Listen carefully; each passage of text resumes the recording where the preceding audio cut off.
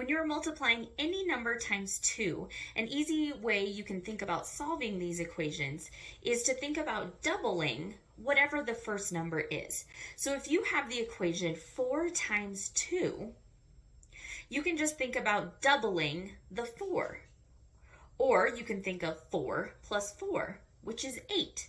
So let's look at a visual of this equation to see if we got the right answer. So in 4 times 2, the first number is 4. So we're going to have 4 groups with 2 items in each group because 2 is the second number. So if you count all of the items in these groups, you do have 8. So 4 times 2 equals 8. This could work with any equation that you are trying to solve where you're multiplying by 2. So if you had 100 times 2, you could just add 100 plus 100, which equals 200.